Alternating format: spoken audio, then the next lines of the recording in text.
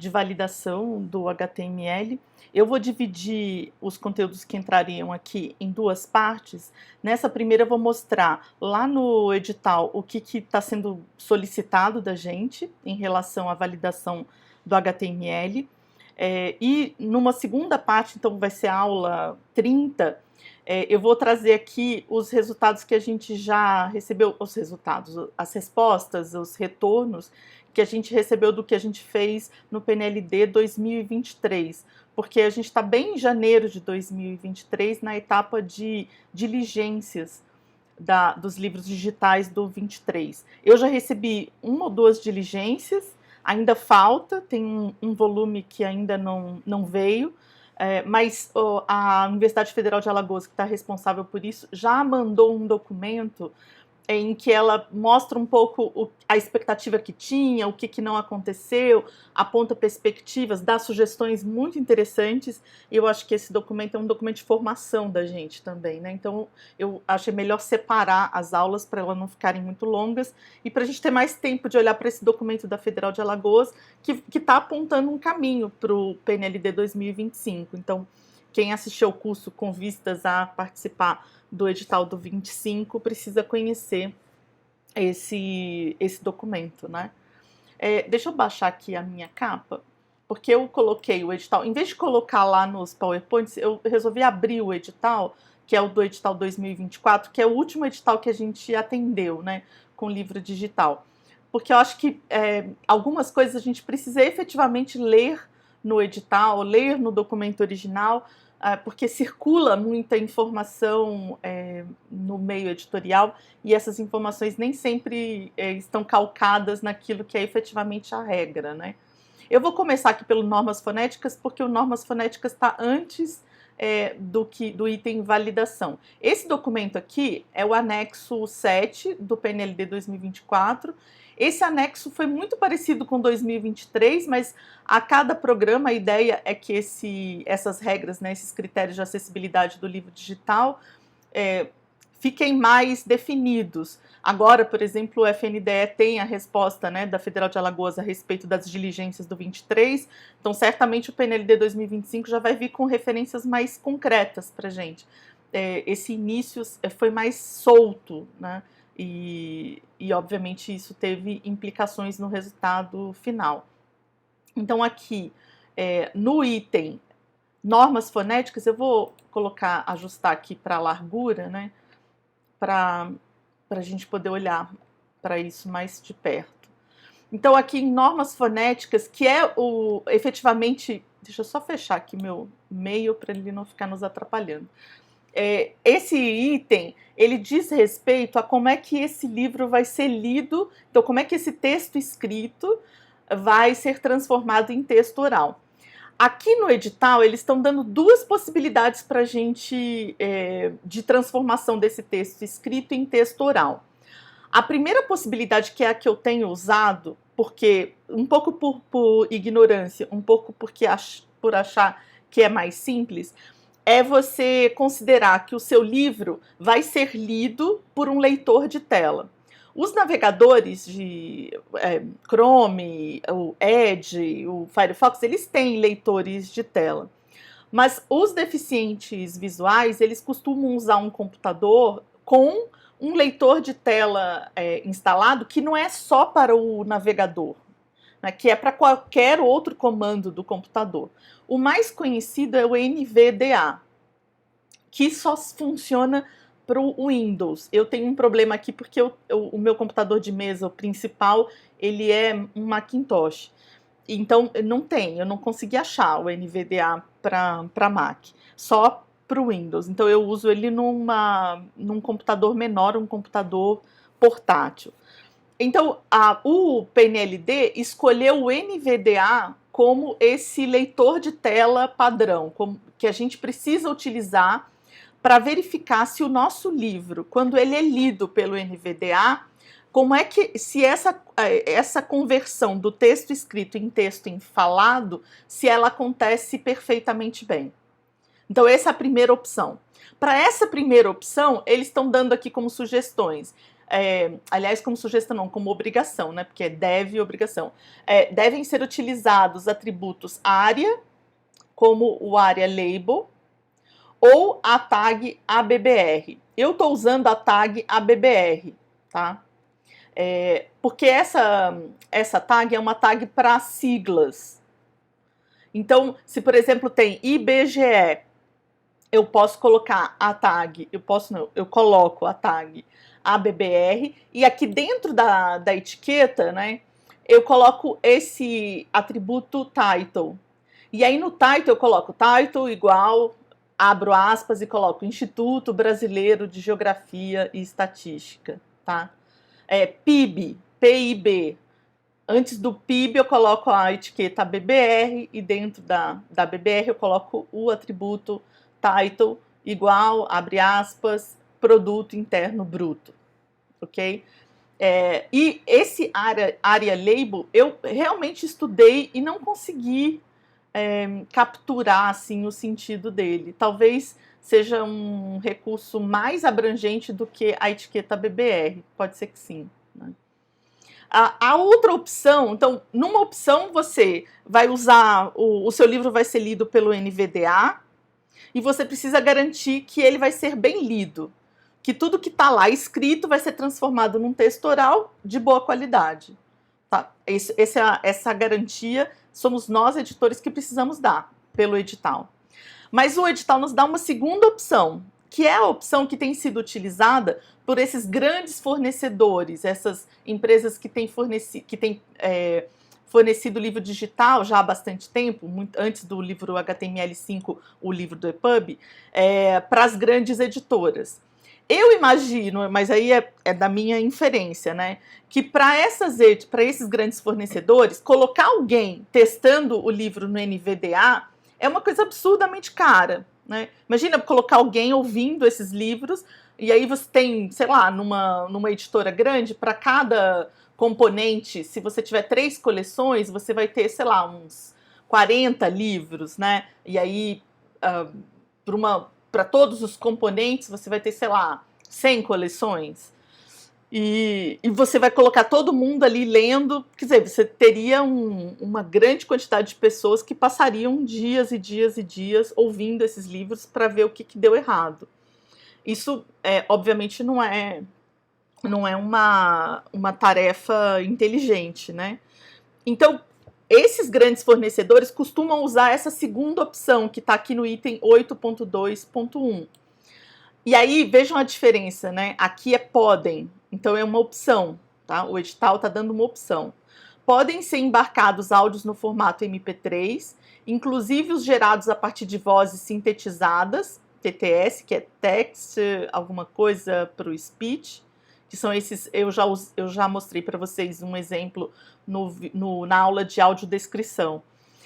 Devendo, nesse caso, contemplar o conteúdo de todo o livro e incluir as referidas substituições e ajustes fonéticos indicados via atributos área ou tag ABBR. Então, em vez de fazer isso daqui, você vai pegar o livro inteiro, né?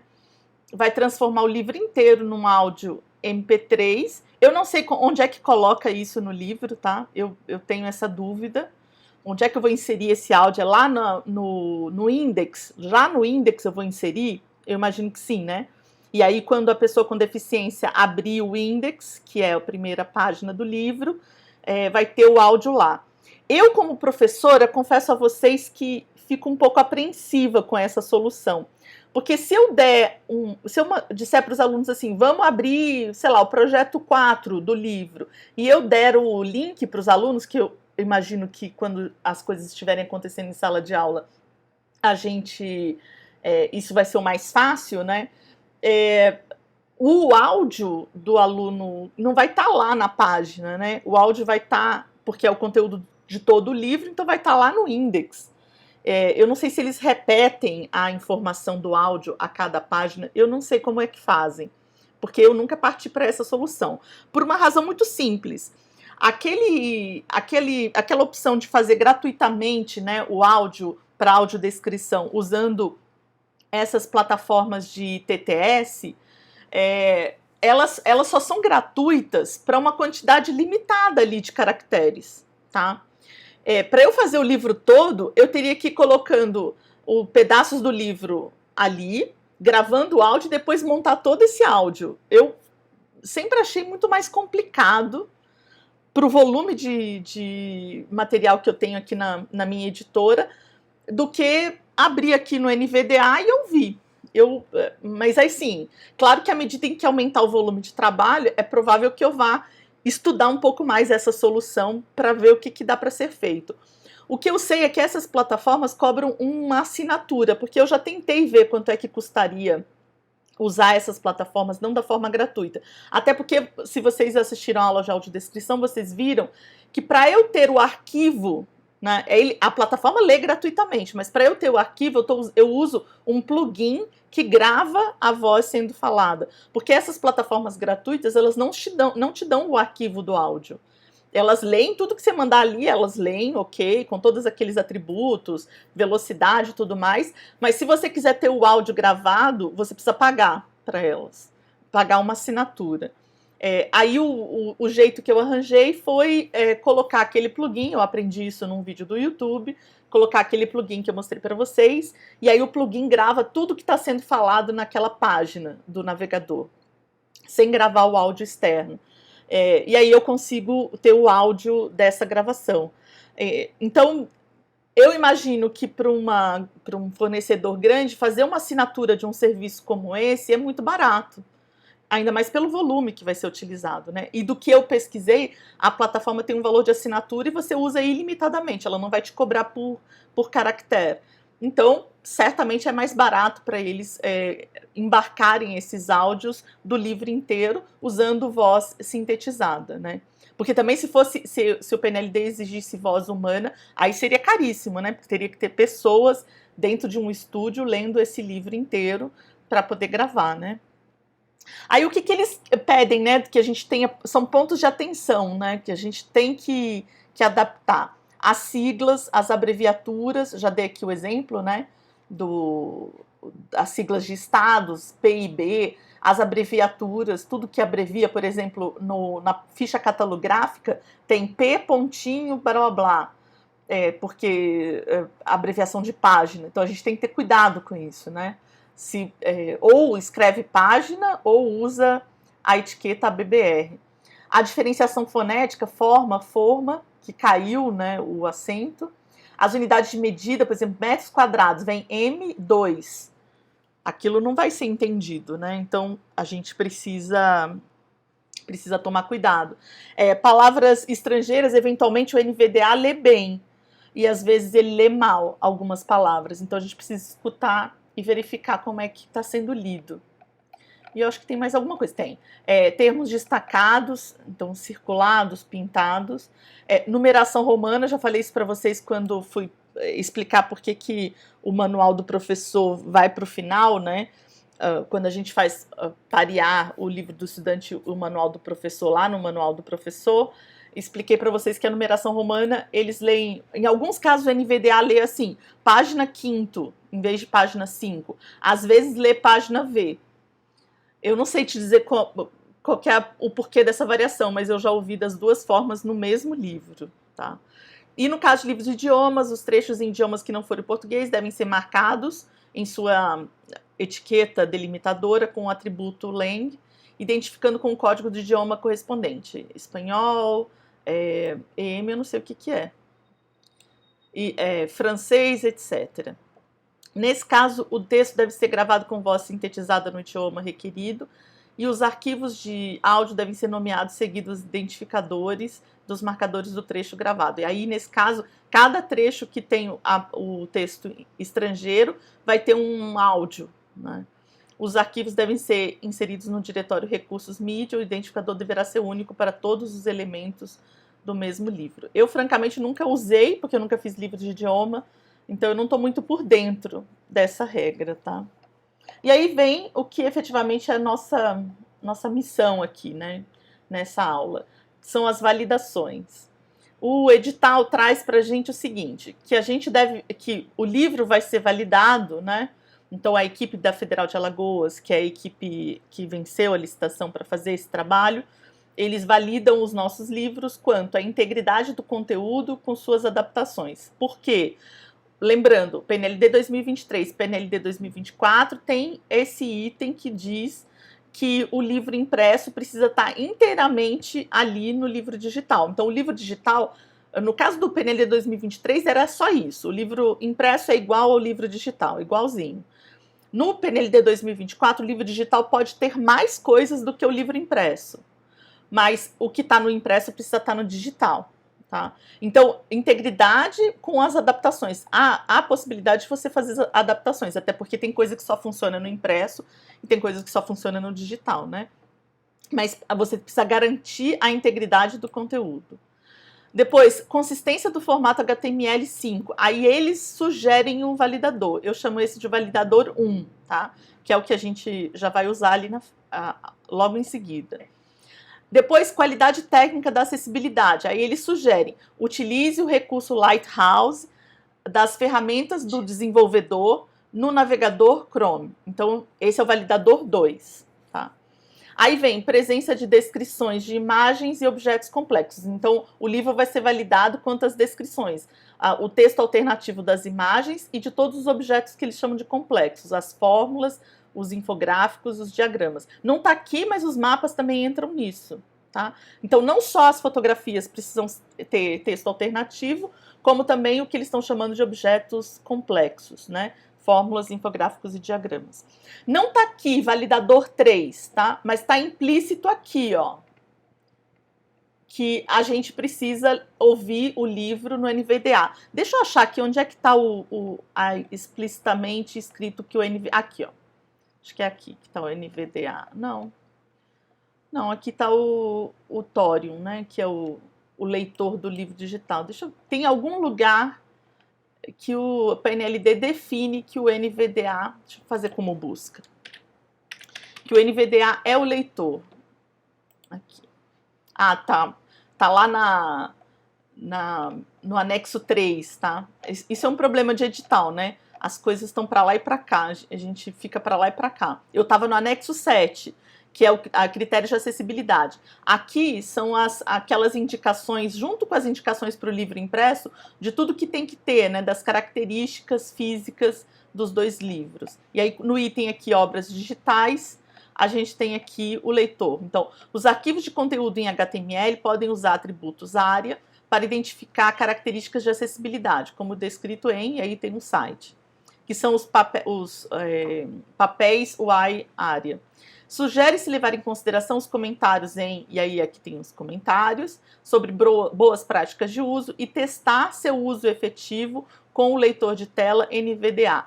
Então, eles estão sugerindo que a gente use atributos ARIA para ir ajudando na caracterização da acessibilidade e exigem que a gente teste o uso desses atributos para se eles efetivamente funcionaram com um leitor de tela NVDA. Então, o NVDA foi alçado aqui no edital como leitor de tela padrão para os livros digitais, né? Na prática, é isso. Embora ele esteja apenas aqui no anexo 3, a gente também pode considerá-lo como uma etapa de validação. Eu faço assim, validador 1 é o que eu vou mostrar já logo aqui para vocês, já vou abrir aqui, que é esse do W3C. Validador 2 é o Lighthouse do Chrome, validador 3, ouvir o livro no NVDA, para ver se está tudo funcionando. Então, eu vou começar aqui pelo W3C.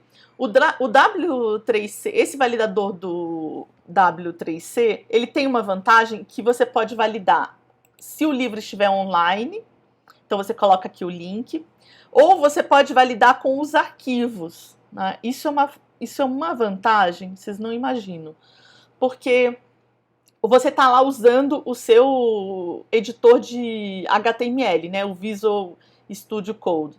Você terminou a edição daquele arquivo, você pode vir aqui, abrir esse arquivo, né, e já fazer o teste se tem algum problema nesse arquivo. Você não precisa subir online para poder testá-lo, né? Então já dá para ir testando à medida em que a gente vai editando.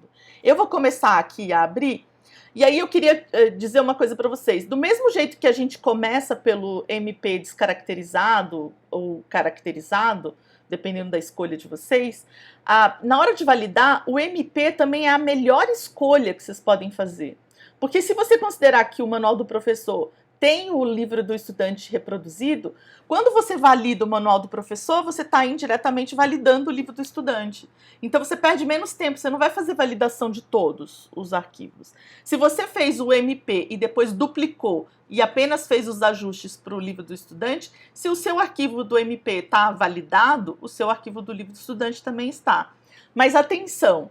Eu aqui dupliquei os arquivos e agora vou validá-los, né? Então, pensem bem nessas etapas, porque quando você validar aqui no MP, tudo que aparecer de erro aqui no MP está reproduzido no livro do estudante. Então, talvez a ordem mais inteligente seja, terminou o primeiro manual do professor, já valida esses arquivos, para não ter que ficar emendando outros arquivos. Então, terminou o MP, faz todas as 3 validações antes de fazer a reprodução dos arquivos. Eu acabei fazendo a reprodução antes porque eu queria que toda a parte de edição de HTML estivesse junta para depois vir a parte de validação, porque eu entendi que didaticamente isso era a melhor escolha. Mas quando eu estou trabalhando, eu primeiro faço as validações do MP para depois fazer as duplicações de arquivo aqui de pasta e fazer os ajustes de LE. Porque daí eu só faço as mudanças que são necessárias pela validação uma única vez, ok? Então eu vou começar aqui pelo index, né, do MP. Eu vou abri-lo aqui. Eu não fiz isso com antecedência, tá? Então o que aparecer aqui é uma surpresa para mim também.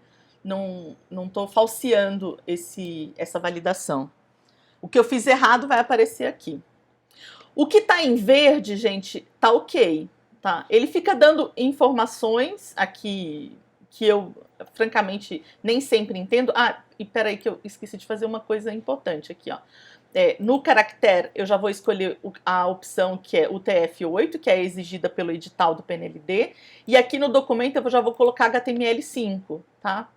Porque esse também é o formato exigido pelo PNLD. Aí, voltando ao que eu estava falando, o que aparece em verde está ok, e o que aparece em vermelho a gente precisa verificar.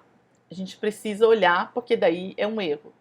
Então, aqui, por exemplo, ele está falando, na linha 10, coluna 78, até a linha 10, coluna 84, está faltando fechar, não, está faltando retirar o fechamento da etiqueta link. Então, de acordo com isso daqui, a etiqueta link não seria fechada, né? Então, eu deveria retirar. Isso tem dado erro aqui no meu arquivo pelo seguinte, principalmente no cabeçalho. Porque quando a RNP, naquele documento que eu mostrei para vocês na edição de HTML, diz que a gente tem que seguir as regras de organização do arquivo de acordo com o XML, no XML todas as etiquetas são fechadas. Então no PNLD 2023 eu fechei todas as etiquetas, inclusive etiquetas que no HTML5 não são fechadas. E aí isso vem aparecendo, portanto, esses erros. No 24 eu parei de fechar, porque eu cansei de receber esses erros, de toda hora ficar confusa com esses erros. Mas nos cabeçalhos que eu copiei, né, do 23, isso ainda tem aparecido. Eu não tenho corrigido, porque eu entendo que ainda está muito dúbio esse uso das regras do XML dentro do HTML5. Essa é uma das questões, né? Se para o XML tudo tem que ser fechado, todas as etiquetas têm que ser fechadas, e no HTML5 não, isso para mim ainda causa confusão. Ainda é uma coisa que eu não sei direito como resolver. Tá? Mas se vocês quiserem escolher, né, deixar tudo verde aqui, ok. Vocês simplesmente vão lá no editor de HTML e retiram essa etiqueta, esse fechamento de etiqueta. Aí a gente vai aqui para o content. Então agora para as iniciais, vamos ver o que acontece aqui. Então verde, verde, verde, verde. Pronto, ok. Eu, francamente, nem fico lendo, tá? Esse monte de informação. Se é só uma informação, não tem erro, eu não gasto meu tempo. E nem meu inglês. Vou para 2.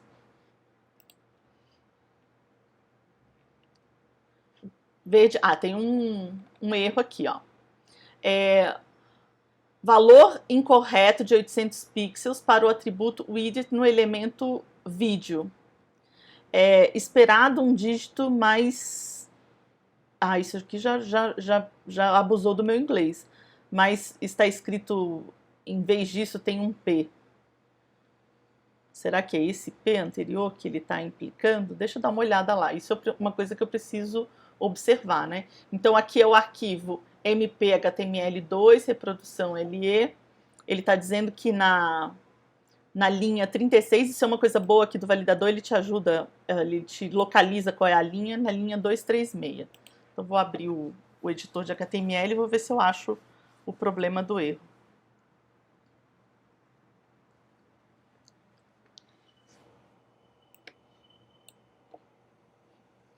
Eu estou no MP caracterizado, content, 2.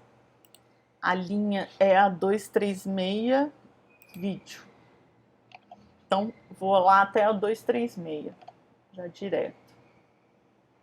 Aqui, 236, vídeo, controls. Ele está implicando com a largura aqui, né, do vídeo. E aí, poster, vídeo, fechamento vídeo.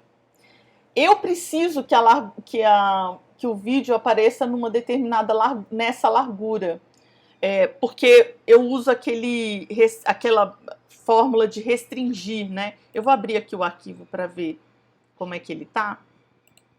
Opa, deixa eu abrir aqui a pasta.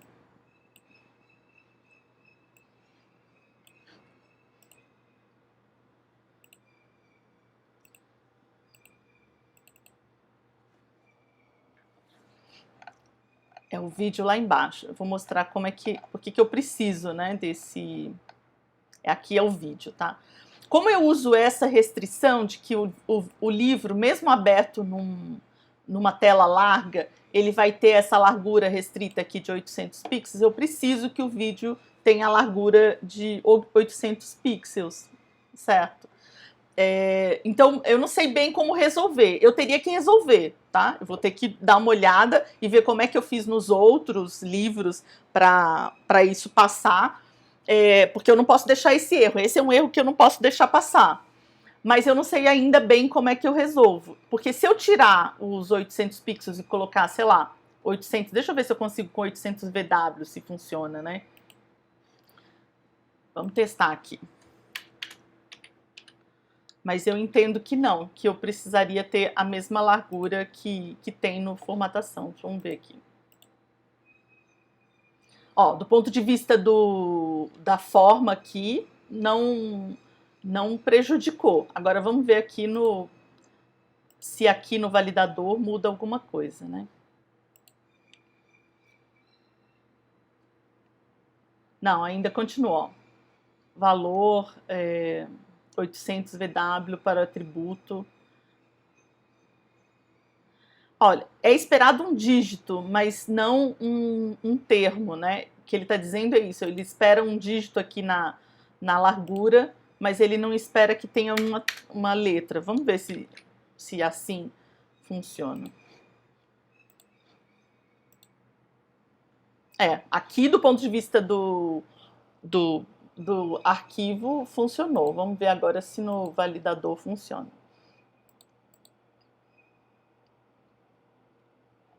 Sim, parece que funcionou, ok?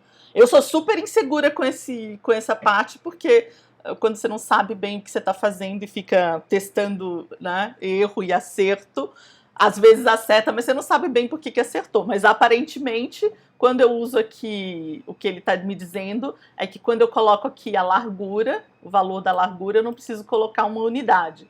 Eu coloco apenas o número. É isso que ele está me informando, aparentemente. Aí eu testei aqui no arquivo, continuou com a largura restrita, a largura do livro, então ok, resolveu o meu problema e passou no validador, certo? Então vamos agora para o outro arquivo, Porque vai que aparece alguma coisa diferente, acho interessante a gente testar todos, né? Checar. Verde, verde, verde, esse passou. Esse eu tinha expectativa mesmo que passasse, porque é basicamente texto verbal, né? Aí é mais difícil você ter erro. O último também é de créditos, eu tenho expectativa de que vai estar correto. Mas como ele tem as tabelas, acho bom a gente testá-lo também. Então veja, olha, tem um perigo aqui, ó. A seção falta o cabeçalho. Considere usar H2, H6 elementos para adicionar uma identificação a esses títulos para todas as seções. Ou use o elemento div. Ele está implicando aqui com o section, né? Mas isso é um item de edital, tá? E como está em amarelo perigo, não é erro, eu não vou me preocupar com isso, ok? Então, primeiro validador passou, né? Olha como é vantajoso trabalhar offline, né? Eu fui lá no editor, arrumei, já vim aqui, abri o livro e verifiquei se funcionou, já refiz aqui com o arquivo, né? E pedi para checar de novo, já vi que o erro foi resolvido, sabe? É muito prático trabalhar com esse validador, ele ajuda muito, inclusive como eu disse, a gente pode ir fazendo ao longo da edição. Terminou a edição da página, já vem aqui, abre, deixa isso aqui aberto no navegador e vai usando.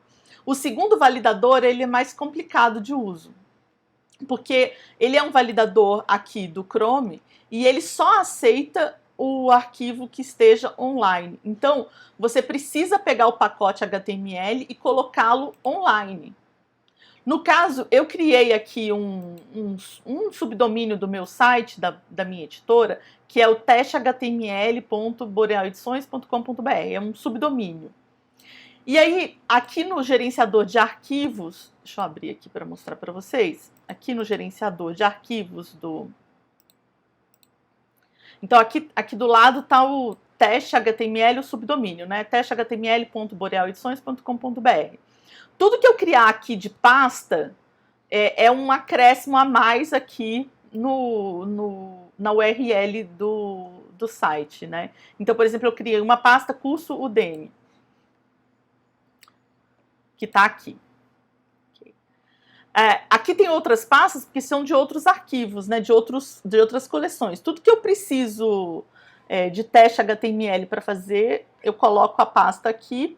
E aí aqui, por exemplo, aqui nós vamos usar essa aqui, professor caracterizado. Então, por isso que está aqui, professor caracterizado, tá? Todo nome que eu colocar lá na pasta é o complemento aqui da URL. E aí eu tenho que seguir todas aquelas regras, né? Não usar acento, não usar título, não dar espaço. Tudo que vale para uma URL vale aqui para essas pastas. Aí aqui na pasta eu coloquei todo o pacote HTML. Então tenho aqui a pasta Content, tenho aqui a pasta Recursos, com áudios, fontes, imagens, estilos, vídeos. Tenho aqui o arquivo index e o arquivo cover. Eu não precisaria ter o content, o PF, o TOC, mas eu uso isso daqui também um pouco como backup, então eu coloco aqui, tá? Porque esses dois arquivos são arquivos de conversão para EPUB, eles não têm nenhuma função aqui. É só porque como eu deixo aqui dentro também como uma espécie de salvamento, né, para o caso que dê errado aí alguma pasta, que eu perca algum arquivo, eu posso vir aqui e recuperá-lo. Então, eu transferi o pacote HTML para cá, para o meu gerenciador de arquivos do meu site, e aí com isso eu posso acessar esse pacote num link, né, que é esse link aqui. Tá? Então, isso é necessário para eu usar o Lighthouse, que é o validador que está sendo indicado lá no edital, e tem que ser no navegador Chrome, tá? Porque também o Firefox tem um Lighthouse lá, que até no início era o que eu usava. Mas eu tive que me mover aqui para o Chrome porque essa é a exigência do edital. Como é que eu acesso esse Lighthouse? Que, aliás, é uma coisa que é um recurso que a gente pode usar quando a gente está editando HTML também para ver algum defeito do nosso livro. Você clica aqui na página do site com o botão direito e escolhe a opção inspecionar, que está aqui embaixo. E aí, isso você pode fazer com qualquer site. Eu, às vezes, faço isso quando eu vejo um site que eu acho bacana, eu coloco aqui no inspecionar para dar uma olhada em como é que ele está programado, para aprender um pouco, né? E para copiar essas soluções. Aqui você pode, ó, aqui tem as linhas, né? Lá do editor de HTML, tudo aquilo que está aparecendo lá no editor de HTML aparece aqui. E você pode encontrar algum elemento, clicar e ele te diz como é que é a programação desse elemento. Também tem um outro recurso muito interessante, você clica aqui no alto, aqui é para você selecionar algum elemento do livro, né? E aqui nesse daqui é para você escolher ver esse livro em outros equipamentos. Então ele simula como se fosse um iPhone, um Samsung, um iPad. Ele simula como é que esse seu conteúdo vai aparecer em outros equipamentos. Isso pode ser bastante útil quando a gente está editando para ver se está responsivo, se está tudo ok. E aí, para além desse item aqui, elementos, essa aba, se você clicar aqui na setinha, no mais guias, você vai encontrar o Lighthouse, que é o recurso que o edital do HTML está indicando como um recurso que a gente deve usar para validar o nosso livro. É o validador 2, tá? Então, vou clicar aqui no Lighthouse. Aí aqui ele tem opções, né? Então, modo navegação padrão, dispositivo, você está testando no computador. E aqui as categorias, porque ele testa várias coisas, tá? Ele testa desempenho, ele testa SEO, é aquele para aquelas recomendações, aquelas configurações que você coloca no seu site para ele ser encontrado, né, mais facilmente na internet. Mas aqui a gente vai escolher só acessibilidade, porque a gente está só querendo um relatório de acessibilidade desse material. Então, vou clicar aqui, analisar o carregamento, ele demora um pouquinho, especialmente quando for outra página que é a maior, vocês vão ver que ele vai demorar um pouco mais.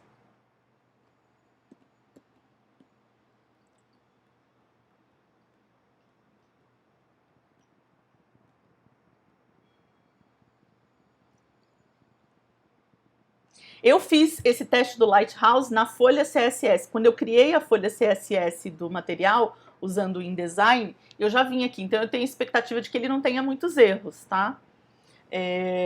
Mas, enfim, pode ser que tenha alguma coisa que me escapou quando eu fiz o teste da folha CSS, né? Não, neste não escapou nada, ó, tá 100%, tá? Se tivesse algum problema, estaria aqui um número menor e com uma outra cor. Se tá tudo ok, algumas pessoas precisam imprimir, eu não sei muito como tirar daqui, tá? Como que baixa. Esse resumo, ele não sai muito completo, mas, enfim, pode testar alguma coisa aqui de como é que imprime, para você ter, eventualmente, dentro de uma editora, para todo mundo saber que já foi testado, né? Pode ser uma coisa útil. Aí a gente vai para outra página. Deixa eu só sair aqui desse material para eu conseguir clicar no outro, tá? Eu não sei como simplesmente voltar, eu sempre fecho o inspecionar para trocar de página. Então, vou escolher aqui de novo inspecionar.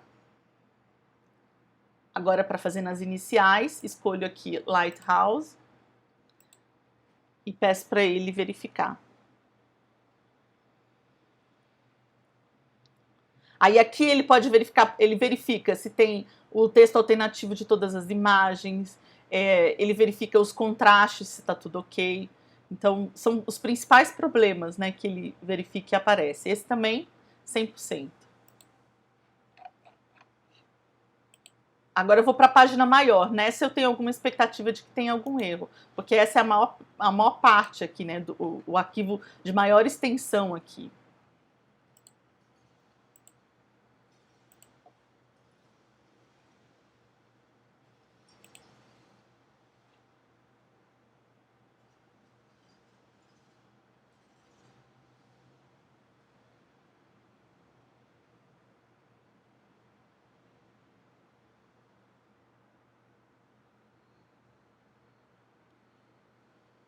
Aqui embaixo não faz parte do Lighthouse, faz parte lá dos elementos. Ele está me dizendo que tem uma fonte com erro, né? Tem alguma fonte aqui errada. Ó. Falha no carregamento do mapa de origem. E aqui falha nessa fonte, né? não sei muito como resolver isso não. Mas aqui na acessibilidade, no teste, deu 100%, tá? E aí vou fazer da outra página, que tem tabela, porque também na tabela pode ser que apareça algum erro.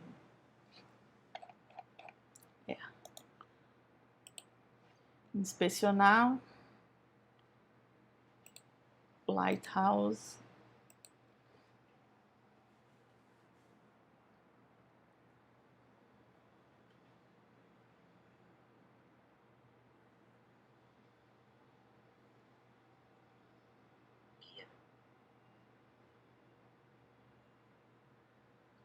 Pronto, 100%. Quando o livro é muito, muito, muito grande, compensaria ter menos páginas, né? Na hora da divisão lá da estrutura do livro, compensa você ter menos páginas para você, na hora de fazer essas validações, ser mais rápido, tá? Então, essa é uma coisa também que se tem que pensar lá no início, né? De como é que vai fazer essa divisão, quantos arquivos vai ter para você já pensar também que porque aqui foi bem rápido, porque eu já tinha testado antes, quando eu fiz a folha CSS, já tinha resolvido os problemas que tinham aparecido, principalmente aqui a cor, tinha dado problema no contraste com a cor e no tamanho da fonte. Mas, então agora com tão pouco conteúdo, eu não tinha muita expectativa de que fossem aparecer muitos erros aqui. Mas quando você tem arquivos, livros mais extensos, aí a chance de começar a ter erro é grande, né? Você precisa testar todas as páginas, então talvez ter um número menor de arquivos lá na estrutura do livro ajude a ganhar tempo aqui, na hora de fazer as validações. E aí vem a terceira validação, eu vou voltar lá para o sumário da obra, porque a terceira validação é a do NVDA, em que a gente ouve esse conteúdo sendo narrado pelo leitor de tela. Como eu disse para vocês, eu tenho o NVDA em outro computador. E eu não vou mudar o vídeo para o outro computador para mostrar como é que funciona o NVDA. Primeiro porque o NVDA é razoavelmente simples, né? Você instala e ele já começa a falar, é desesperador, inclusive. Ele começa a falar. A única coisa que eu quebrei a cabeça para aprender é como pedir para ele ler por inteiro, sem eu ficar clicando, né? Porque todo lugar que você coloca o mouse, você não precisa nem clicar, ele já te lê, né? O NVDA fica lendo toda a tela, qualquer coisa na tela. Mas para mandar ler o livro inteiro, a gente aperta a tecla Insert mais A. Então, Insert A, e aí ele começa a ler o livro por inteiro em contínuo. Mas uma coisa que eu precisei aprender, que eu acho que pode ser um truque bom para outras pessoas, é que quando eu peço o NVDA para ler o livro inteiro, assim, completo, começar lá do alto da página e ir até o final da página. Quando eu faço isso, se eu ficar mexendo no mouse, por exemplo, se eu quero acompanhar o texto, tá? Porque a tela não vai rodando junto com a fala do NVDA. Isso não acontece. Aí, quando eu clico na página para rodar o texto, para eu acompanhar a leitura, porque o que eu estou fazendo é acompanhar a leitura escrita com a oral, né? Para fazer o teste. Ele para de ler o livro, né, e ele vai ler aquilo que está no meu mouse. Então, para ouvir o NVDA, eu já estou usando automaticamente dois equipamentos. Eu uso, às vezes, a minha tablet, que eu uso bastante a tablet, e o computador portátil. Aqui, no caso, eu vou acompanhar a leitura com vocês aqui pela tela do Macintosh. Então, eu vou colocar o microfone lá no meu arquivo, no meu computador portátil, onde está o NVDA. Vocês vão ouvir o NVDA lendo a página do livro, e a gente vai acompanhar aqui pela tela, né, o texto escrito aqui pela tela do Macintosh, que é o jeito como eu tenho trabalhado mesmo, é o jeito que eu achei de trabalhar melhor aqui em casa. Então eu vou abrir aqui o livro. Eu não vou pedir para ler essa página. Não, talvez seja bom ler essa página para vocês observarem como o NVDA, ele não lê só o texto, ele lê também as etiquetas que a gente colocou. Então ele vai ler, por exemplo, lista, 4 itens, lista, parará, ou link. Ele indica que esse texto tem um link antes dele, que é aquela etiqueta A que a gente usa para fazer os links, né? Acho que pode ser interessante para todo mundo ouvir também esse sumário lido, tá? Então, deixa eu colocar o microfone aqui no computador.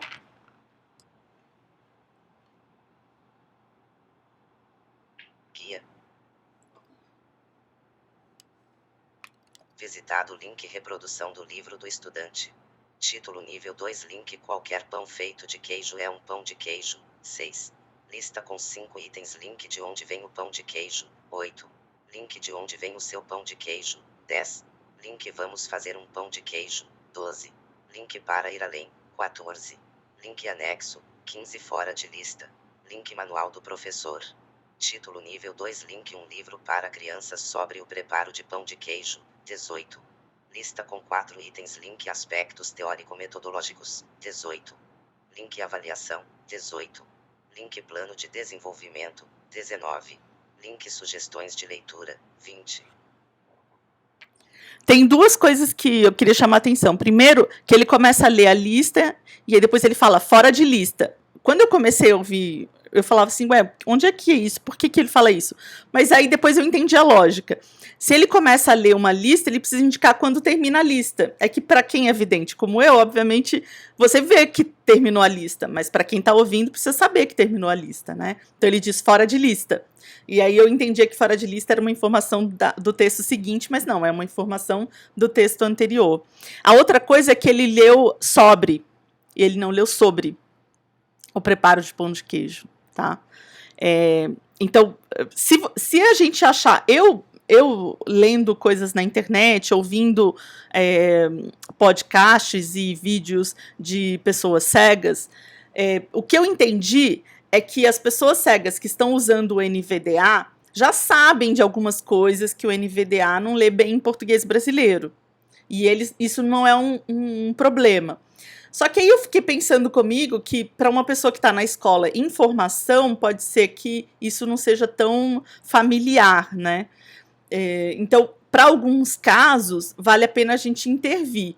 E, inclusive, intervir mudando o texto. Tá? Tem alguns casos que autores aqui... Eu não pude mudar, porque o livro digital do PNLD 2023 foi entregue depois do livro impresso ter sido aprovado. Isso é um problema. O FNDE está há muito tempo batendo nessa tecla que o livro digital tem que ser entregue junto com o impresso. E eles têm toda a razão, por vários motivos, inclusive este.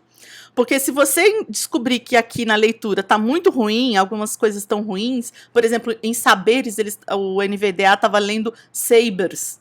Aí uma autora falou, troca por conhecimento, troca. Ela fez várias sugestões legais de troca. Eu não pude trocar no PNLD 2023 porque o livro digital tinha que ser idêntico ao impresso, então eu não podia fazer essa troca de sinônimo. Mas quando você está trabalhando com o digital e o impresso juntos, e você descobre que algumas coisas você não está conseguindo arrumar no livro digital, você simplesmente pode fazer essa troca dos dois, né? Substituir o texto, mudar o texto para os dois. E ver o que funciona melhor na leitura oral. Ou, de novo, né, retomando, ou você grava tudo isso lá num leitor, esse text speech, essa tecnologia TTS, eu não lembro mais o termo do... Eu acho que é text to speech mesmo, de texto para fala. Essa tecnologia já tem algumas plataformas, a da Google, a da Microsoft, que vão ler sobre o preparo de pão de queijo, que lê o português brasileiro melhor do que o NVDA. Aí, se você achar que melhora isso, parte para essa solução, né? De transformar o livro inteiro num áudio para embarcar no livro, tá? Agora eu vou lá para o item maior, né? Que é o item que tem mais variações, que tem mais imagens, para vocês ouvirem. Não quero que fique cansativo o vídeo, mas ao mesmo tempo eu acho que é relevante a gente ouvir o NVDA assim, num período de formação, para ir entendendo que isso também altera a forma como a gente escreve, né, o livro impresso, tá? Então vou abrir aqui na página, deixa eu abrir aqui no... Qualquer pão feito de queijo é um pão de queijo. 6. Frame. Mozilla. Documento. Guia. Documento. Deixa eu falar uma coisa para vocês que a mim me incomodou quando eu estava testando aqui os links. Eu não sei se vocês perceberam, mas quando eu cliquei aqui, ó, no qualquer pão de queijo é feito de pão de queijo, ele não abriu aqui a partir do número da página e nem mostrou o item. Deixa eu voltar aqui para ver se... Ó, ele já começou no título, né? Isso é preguiça minha, tá? Eu vou mostrar aqui no editor que eu fiz. Esse é o HTML2, né? Então, página 11.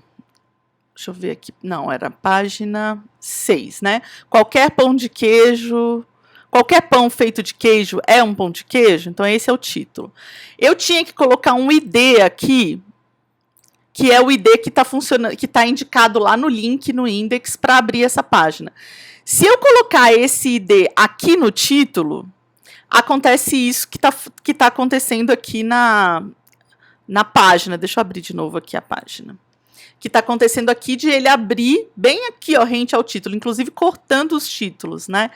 Se eu colocar esse ID aqui na linha da página, aí ele vai abrir, quando ele vai abrir página 6. Não vai abrir colado aqui no título.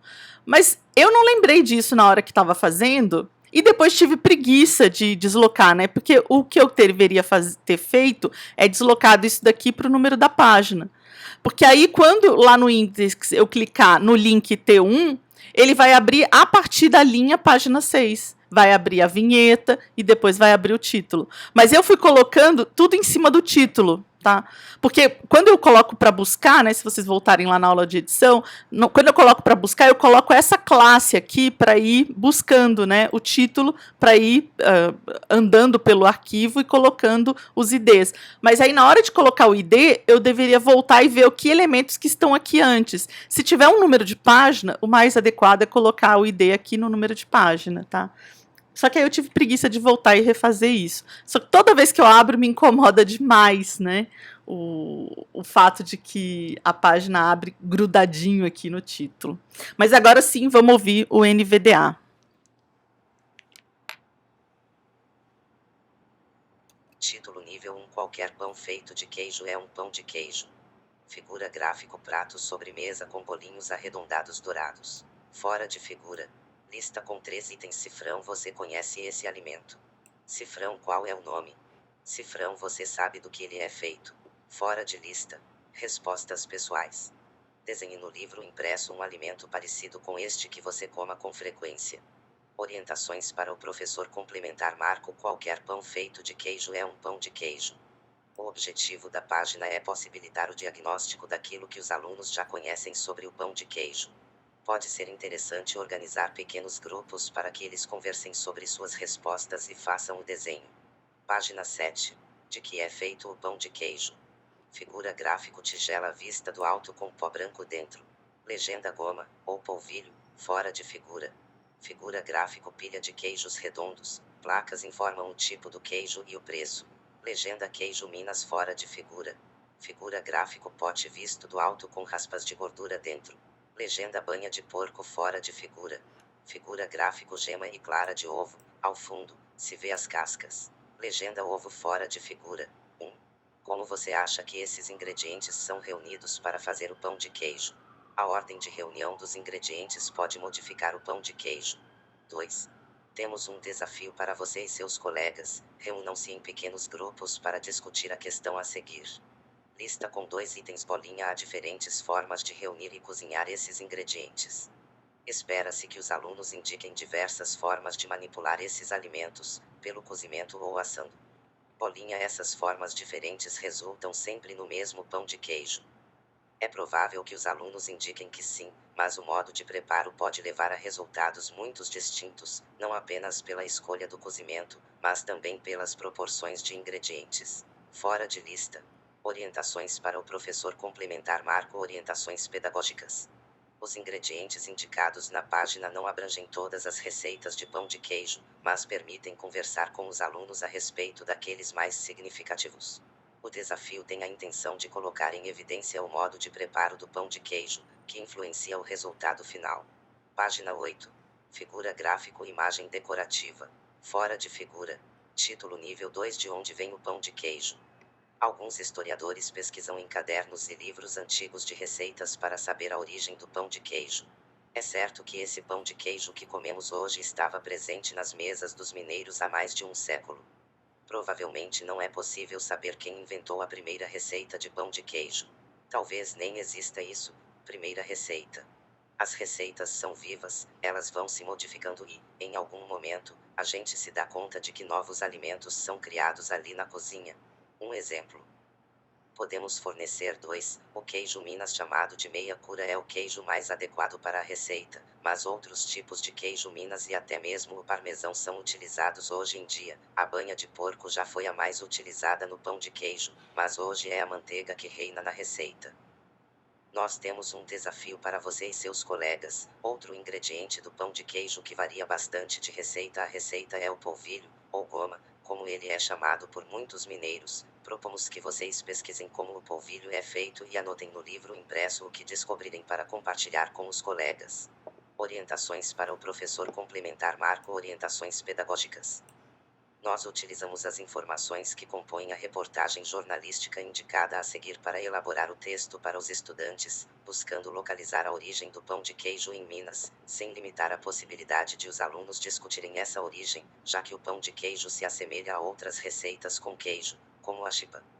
Bini, China. Dia do pão de queijo, a história, a receita e opções de onde comer em SP.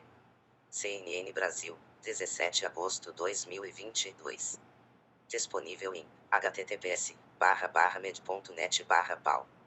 Acesso em 27/10/2022. A contribuição mineira se dá principalmente pelo queijo e pelo uso do polvilho, feito de mandioca. Como o livro explora bastante o fazer artesanal do queijo, propomos que os alunos investiguem o fazer artesanal do polvilho. Sugerimos a reportagem a seguir para consulta dos alunos em aula. Albuquerque, Lina de polvilho, de ingrediente menor a verbo nobre, conjugado por chefes como Claude Troisgros. Folha de S. Paulo, 27 de outubro de 2013. Disponível em http://med.net/polvilho. Acesso em 27/10/2022. Página 9. Queijo Minas é patrimônio brasileiro. Ou melhor, o jeito como se faz o queijo Minas é tombado como um patrimônio brasileiro.